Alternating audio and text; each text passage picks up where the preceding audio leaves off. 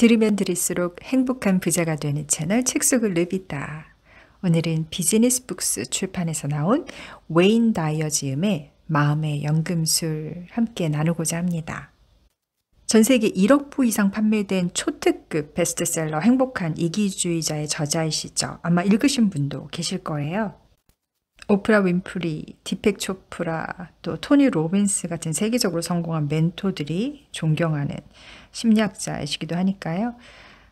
우리가 이 행복, 순간의 행복에 대한 영감 넘치는 조언을 함께 나눠보도록 하겠습니다. 눈에 보이는 게 전부가 아니다. 깨어난 건 얼마나 멋진 개념인가. 잠에서 꿈을 꿀 때 그게 꿈이라는 걸 알 수 있는 유일한 방법은 잠에서 깨어나는 것뿐이다. 깨고 나면 전혀 다른 세상에서 전혀 다른 경험을 하고 있음을 깨닫는다. 여기서 이야기하려는 것도 그와 비슷하다. 깨어나는 과정에서 우리는 지금까지 살아왔던 꿈속 세상을 돌아보게 된다. 깨어났다는 걸, 더 높은 차원의 의식이 우리의 인생을 관장하고 있다는 걸 어떻게 알 수 있을까? 이를 위해 거쳐야 할 몇 가지 단계가 있다. 여기서는 나이, 성별, 직업 등 우리의 겉모습과 관련된 건 그 무엇도 상관이 없다. 중요한 건 상황을 다르게 인지하게 된다는 점이다. 사람들의 약점이 분명하게 보인다. 오래전부터 전해 내려온 믿음과 규칙이 이제 더는 의미가 없음에도 사람들이 여전히 고수하는 모습을 보게 된다. 심지어 자기 안에서도 그런 면을 보게 된다. 더는 적용되지 않는 규칙, 누군가 씌워놓은 규칙을 바탕으로 처신하는 나를 볼 때가 있다. 그때 스스로에게 화를 내지 마라. 좋다거나 나쁘다는 판단을 내리거나 집착하지 마라. 그저 있는 그대로를 바라봐라. 앞으로 이야기할 새로운 사고방식은 정말 놀라운 것이다. 이런 사고방식을 얻으면 내가 옳거나 상대방이 옳거나를 벗어나 극적인 자유로움을 느낀다. 누군가 내 의견에 반대해도 그에 맞서 싸우거나 설득하는 대신 마음속으로 이렇게 생각한다. 그래, 저 사람이 지금 있는 곳이 저기야. 다시 말하지만 좋고 나쁨은 판단하지 마라. 그저 그대로를 바라봐라. 그러면 모든 생명에 믿기 어려울 정도의 사랑이 생긴다. 깨어남의 과정을 시작할 때는 이런 변화로 거의 압도될 정도다. 살면서 가장 행복했을 때, 아직 어린아이였을 때 느꼈던 사랑과 비슷하게 사람을 사랑하게 된다. 심지어 적이나 경쟁자인 사람도 사랑하게 된다. 세상 사람들 한 명 한 명에게서 위대함과 소중함을 느끼고 누구도 무엇도 다치기를 원하지 않게 된다. 언젠가 해변을 걷다가 한 남성이 소년에게 낚시하는 법을 가르치는 모습을 봤다. 그는 물고기 한 마리를 잡았는데 너무 작았다. 그래서 다시 바다에 놓아주려다가 그만 낚싯줄이 엉켰다. 남자가 낚싯줄을 푸는 동안 물고기는 해변에서 숨을 쉬지 못한 채 몸을 팔딱거렸다. 하지만 남자는 엉킨 낚싯줄을 푸는 일에 집중하고 있어서 물고기는 완전히 잊은 듯했다. 그는 낚싯줄을 풀면서 아이에게 낚싯줄에 관해 이야기하고 있었고 나는 그가 이 물고기를 어떻게 할지 궁금해하며 잠시 서서 지켜봤다. 모든 생명이 소중하다는 마음이 있었다면 그는 일단 물고기에 걸린 낚싯바늘을 부드럽게 뺀 뒤 바다로 돌려보냈을 것이다. 하지만 그는 낚싯줄이 엉켰다는 생각에만 빠져 있다가 겨우 물고기가 생각난 듯 말했다. 자, 이 물고기 돌려보내자. 그렇게 돌려보낼 때까지 그는 물고기를 2분 정도 고통 속에 두었다. 그리고 풀려난 물고기는 금방 다시 해변으로 밀려 올라왔다. 남자는 이번에도 눈치채지 못했다. 나는 그곳으로 가서 그 작은 물고기를 주워둔 후 살펴봤다. 물고기가 여전히 살아있었기에 해변에서 20m가량 바다로 들어가서 풀어주었다. 마침내 물고기는 필요한 걸 얻었고 바닷속으로 잽싸게 사라졌다. 나에게도 남에게도 얽매이지 않는다.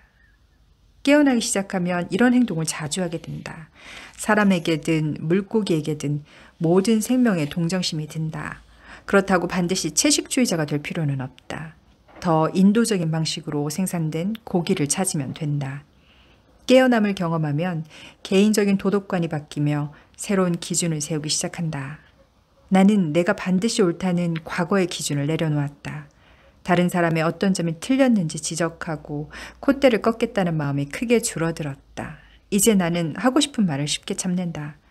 누군가 때문에 화가 나거나 짜증이 나는 일도 자연히 줄었다. 깨어남으로써 달라지는 또 다른 점은 사람에 대한 집착이 줄어든다는 것이다. 특히 어떤 식으로든 자신을 통제하려 했던 사람에게 더는 집착하지 않게 된다. 새로운 사고방식과 만물에 대한 연민으로 과거에는 분명하지 않았던 것들이 보이기 시작한다. 모든 사람이 내 편이어야 한다고 집착하지 않는다. 누군가의 통제를 받아왔다면 더는 그런 관계가 필요하지 않다는 사실을 알고 관계를 정리한다. 처음에는 마음속으로 관계의 끈을 놓는다. 앞으로는 그 사람의 말에 좌지우지되지 않을 거야.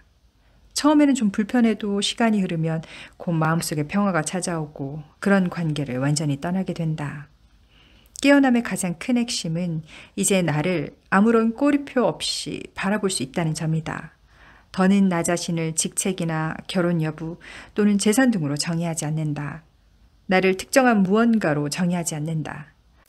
늘 내 뒤에 붙어 다녔던 꼬리표, 예를 들면 나는 대학을 나왔어, 나는 전문직이야, 나는 남편이야, 나는 아버지야, 나는 남자야가 이젠 없다. 오히려 나라는 존재의 형체가 없음을 깨닫는다. 또한 문제점, 어려움, 장애물도 전과 같은 방식으로 바라보지 않는다.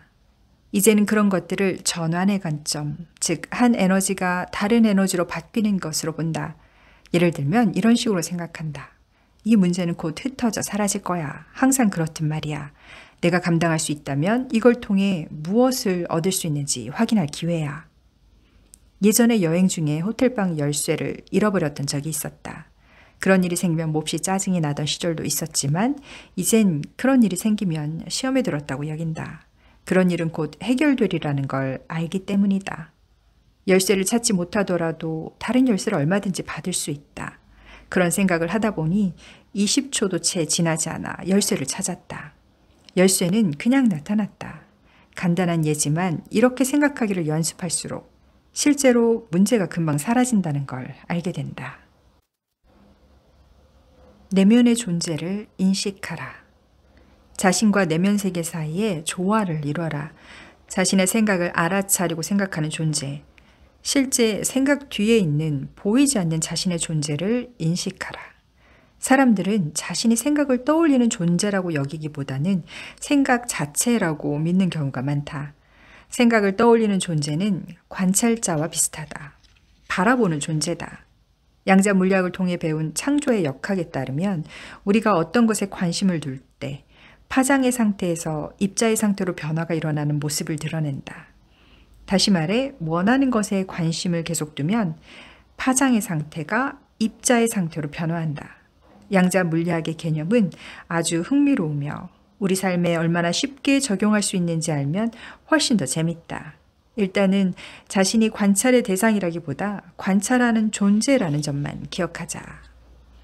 명상하는 시간을 가져라. 아름다운 우주를 바라보는 시간을 가져라.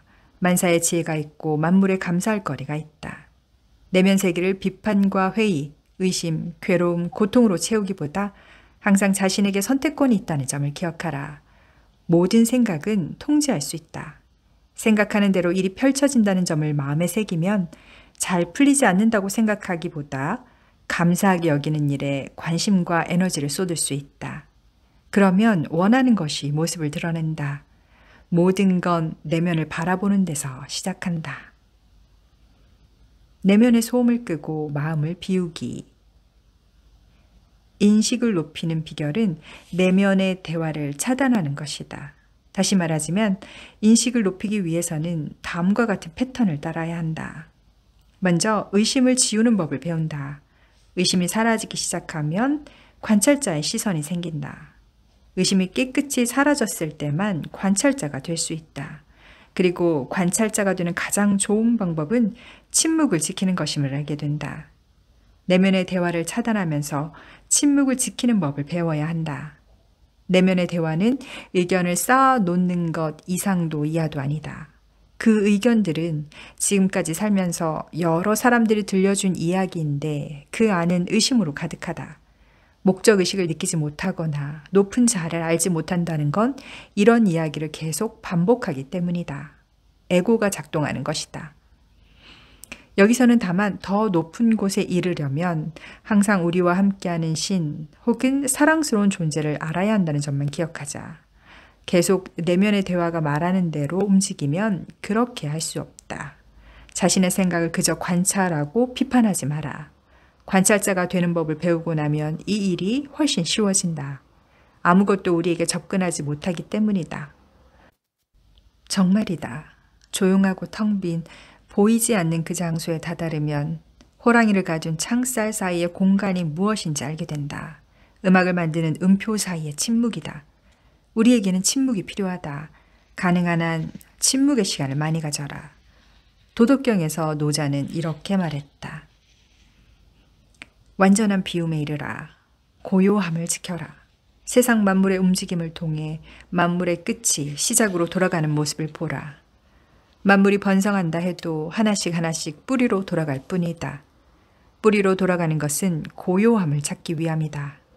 고요함을 찾는 것은 자신의 명을 다하기 위해서다. 도덕경 16장에는 내면의 대화에 관한 심오한 사고가 엄청나게 많이 나온다. 하지만 지금 우리에게 필요한 이야기는 내면의 끊임없는 제잘거림으로부터 벗어나는 방법을 배우는 일이다. 마음이 여러 층을 지닌 연못이라고 생각하자. 온갖 소란이 있는 곳은 연못 전체에서 아주 작은 부분을 차지하는 수면뿐이다. 마음도 연못과 상당히 비슷하다. 연못의 수면에서는 거친 물결이 일고 나뭇잎이 떨어지고 먼지가 앉았다가 바람이 분다. 끊임없이 열다가 녹다가 하며 빗방울이 수면을 때리고 눈이 퍼붓는 등 온갖 소란이 일어난다. 마음에서도 이처럼 소란스러운 제잘거림이 끊이지 않는다. 계속 과거의 일을 곱씹는다. 마음의 연못에 조약돌을 던지면 수면 아래로 약간 내려가는데 거기서 우리가 분석이라 부르는 일이 일어난다. 매사를 샅샅이 뜯어 살펴보는 이 작업은 본질적으로 지적 폭력이다. 표면 아래의 마음은 계속해서 이런 질문을 던진다. 그가 왜 그랬을까? 그녀는 왜 그랬을까? 왜 이 일은 이렇게 되는 거지? 명상을 배우면 더 깊은 곳으로 들어간다. 조약돌은 분석의 층을 지나 더 아래에 통합이라 불리는 층으로 내려간다. 여기서는 만사를 뜯어서 살피기보다는 함께 모은다. 만물 사이의 연결 고리를 보며 서로 분리되어 있다는 환상을 깬다. 이곳에서는 모든 만물이 어떻게 이어져 있는지 알게 된다. 통합의 층을 지나 조금 더 아래로 내려가면 모든 생각이 사라지는 텅 빈 마음이라 불리는 곳이 나온다. 여기는 아주 조용하다. 우리는 사이, 즉 생각과 생각 사이의 공간으로 들어간다. 마침내 조약돌은 여러 가지 이름으로 불리는 곳, 신이 머무는 장소에서 멈춘다. 신성한 그 공간은 우리 안에 있다. 성경의 구절처럼 하나님으로서는 다 하실 수 있느니라 마태복음 19장 26절. 자, 이제 무엇이 남았을까? 아무것도 남지 않았다. 신의 단 하나뿐인 목소리는 침묵이다. 그러므로 우리가 우리 자신에게 줄 수 있는 최고의 선물은 신의 목소리를 들을 공간을 마련하는 일이다. 의심을 지우고 관찰자가 되는 과정을 통해 내면의 대화를 차단하면 그동안 사람들이 했던 말들로 이루어진 믿음 체계를 버리게 된다. 바로 여기서부터 믿음이 알무로 바뀌기 시작한다. 높은 자아에 관한 모든 의심을 지우고 알무로 나간다. 인식을 높이는 비결은 마음의 평화와 조화를 깨트리는 내면의 소란스러움을 줄이고 인생엔 침묵과 여유 공간, 명상을 가져올 방법을 배워야 한다는 것이다. 나와 타인이 다르지 않다는 생각. 에고가 어떤 주장을 펼치든 우리는 남들과 구별되지 않는다. 남보다 더 나아야 할 것도 없고 세상 누구보다 더 특별하지도 않다. 우리는 그 자체로 영원하고 변하지 않는 존재다. 정신이 바로 자신이라는 것을, 신은 자기 안에 있다는 것을 알면 내가 남보다 나은 사람임을 증명해야 하거나 남들의 행동 때문에 기분 상할 이유도 없다. 에고를 정복해야 한다는 말이 아니다. 자신이 무엇이 아닌지 확인하면서 에고를 길들여야 한다는 말이다. 우리는 몸이 아니다. 우리는 이름이 아니다. 우리는 직업이 아니다. 지금까지 내가 누구인지 알려주었던 그 무엇도 내가 아니다. 우리는 영원한 영혼, 신성한 지혜의 일부다. 나를 나타낸다고 생각하며 내세웠던 것들 대신 진정한 자기를 알고 믿음을 가지면 나를 만든 바로 그 지혜를 알게 된다. 높은 인식에 다다르면 무엇보다 내가 남과 구별된다는 환상이 산산이 깨진다. 사람들에게 일어나는 끔찍한 일, 온갖 싸움과 빈곤뿐 아니라 어른이 된 후 우리가 뿌리 뽑기 위해 시간을 쏟은 일들을 보면 알 수 있듯이 우리가 느끼는 기쁨뿐 아니라 고통 또한 신성하고 보편적인 일이다. 살면서 누군가에게 일어나는 모든 일은 우리 모두에게 일어나는 일이다. 그렇기에 우리 대 그들이라는 생각을 버려야 한다. 그러기 위해서는 나와 남을 구별하려는 에고를 내려놓는 일부터 시작해야 한다. 자신을 인류의 구성원으로 여기기 시작하라. 다른 이에게 손을 내밀어라. 내 가족에게 하듯 이웃과 나누고 심지어 낯선 이와도 나눠라. 이웃도 낯선 이도 하나이기 때문이다. 다른 나라를 여행하며 세관을 통과할 때마다 이게 얼마나 우스운 일인지 생각하곤 한다. 이 국경은 이 나라에 속하고 저 국경은 저 나라에 속한다고 누군가 정했고 이 땅에서 저 땅으로 가려면 여권이 있어야 하고 입국 신청서를 작성해야 한다. 아주 오래전에 누군가가 이런 방식을 정했고 우리는 이를 고수해왔다. 물론 외부 세계의 법과 규칙을 따라야 하지만 내면적으로는 우리가 모두 이어져 있다는 걸 알아야 한다. 따지고 보면 우리는 모두 같은 사람이다. 모두 인류라고 불리는 한 부족이다. 잠시 세포에 관해 이야기해보자. 하나의 세포가 조화롭게 유지되면 바로 옆에 있는 세포와 협력하며 다른 세포를 해치거나 망가뜨리지 않는다. 그렇게 평화로운 상태가 유지된다. 이 조화와 협력이야말로 삶의 본질이라고 할 수 있다. 반대로 하나의 세포 안에서 평화가 유지되지 않으면, 즉 질병에 걸리거나 하면 공격적으로 바뀌어 옆에 있는 세포를 해치려고 한다. 병든 세포는 전체나 조화에 대해선 전혀 생각하지 않는다. 전체를 생각하지 않기에 배려하지도 않는다.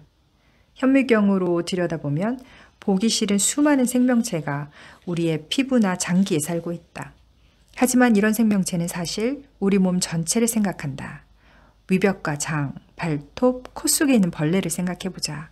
그들은 우리 몸과 함께 조화를 이루며 살아간다.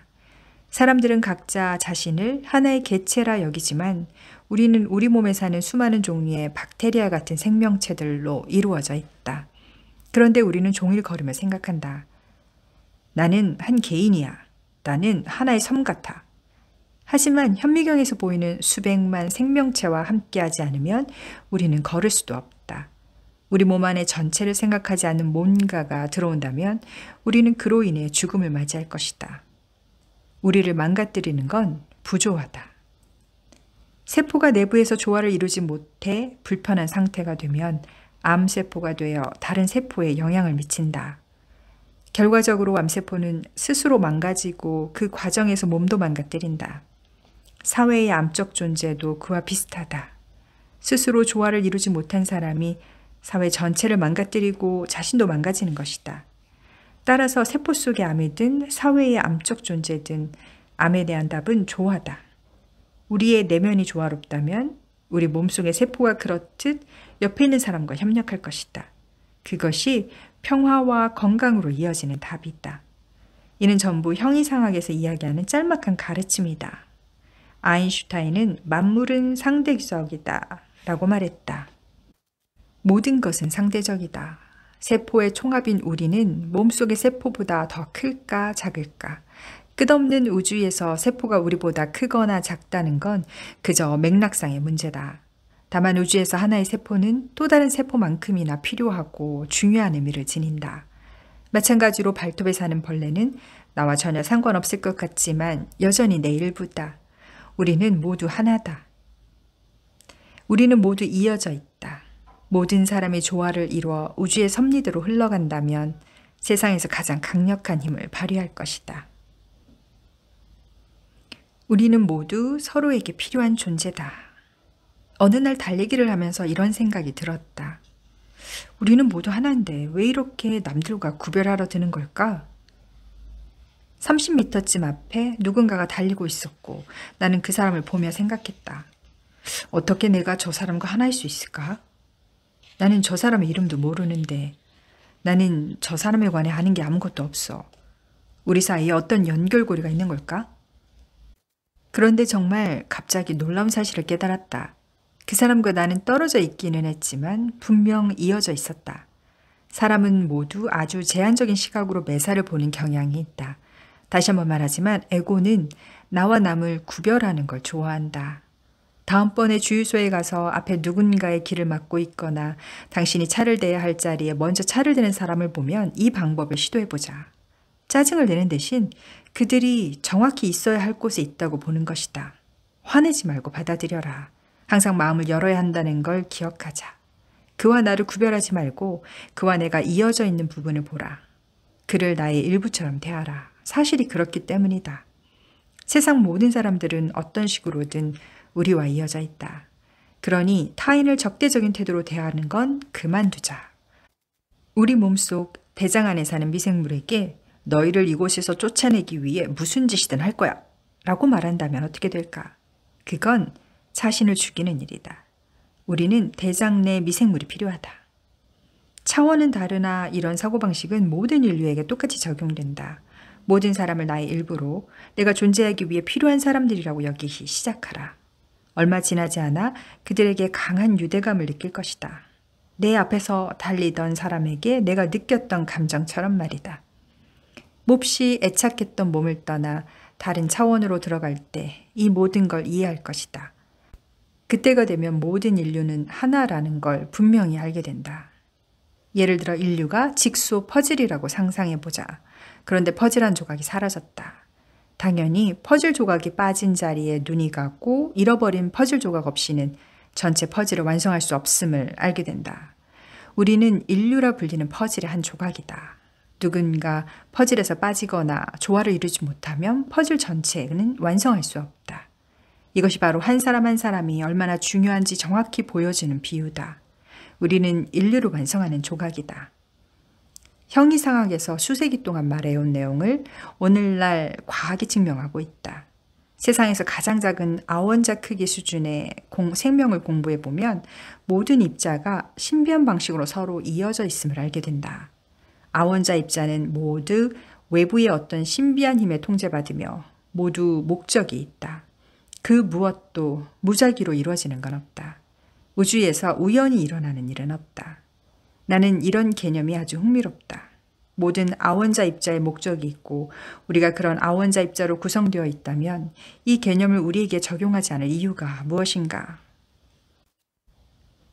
이것만 하면 행복할 거야를 버려라. 상황을 받아들이고 지금 있는 곳에서 행복을 느끼라는 건 서구 사회에서 강조하는 내용이 아니다. 마치 태어나는 날부터 밖으로 나아가도록 정해진 게 아닐까 할 정도로 우리는 아주 어릴 적부터 훈련을 받는다. 여기 아기 놀이공간을 벗어나면 방 전체를 가질 수 있어. 제발 여기서 꺼내줘. 놀이공간을 벗어나 방을 차지하면 이런 생각이 든다. 옆방에 들어가고 싶은데 복도에 안전가드가 있어. 안전가드를 넘어야겠어. 그러고 나면 찬장으로 가서 냄비와 프라이팬을 꺼내 재밌게 놀 수 있을 거야. 거기 도착하면 재밌을 거야.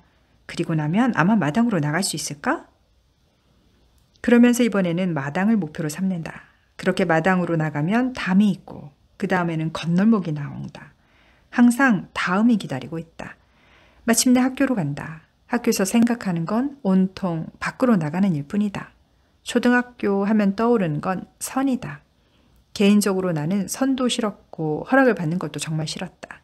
태어나서 5년 동안 화장실에 가고 싶을 때 갔는데 이제는 허락을 받아야만 한다. 여기서 나가고 싶어요. 화장실에 가는 것을 허락받고 싶지 않아요. 그러다 수업 시간이 되면 다시 줄 맞춰 서야 한다. 도대체 왜 이러는 거지? 줄은 조금도 줄어들지 않고 계속 기다릴 뿐이다. 어쨌든 그 다음은 중학교다. 중학교에 가면 줄 서지 않아도 된다는 걸 안다. 하지만 중학교도 있을 곳은 못 된다. 누구도 우리를 어른으로 대해주지 않고 선생님이 시키는 대로 수업을 들어야 한다. 늘 똑바로 앉아. 정숙 떠들지 마. 같은 소리만 듣는다. 그렇게 중학교를 졸업하면 목표가 또 달라진다.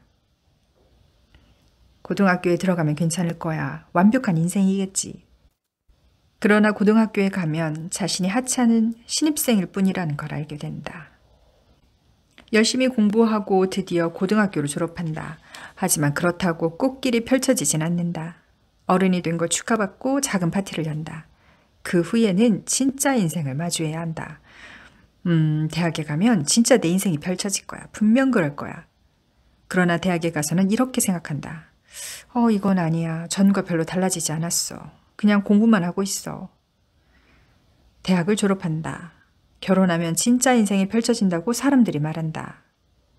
멋진 인생은 결혼 후에 찾아오나 봐. 결혼해야겠다. 이런 생각은 무엇을 이루어도 끝이 없다. 이직하면 괜찮을 거야. 승진 후에 진짜 인생이 시작된다고들 하던데 은퇴 후에 진짜 인생이 시작된다고 들었어. 그러나 사람들은 은퇴하면 옛날에 좋았던 시절을 이야기한다. 평생 좋은 시절은 없다.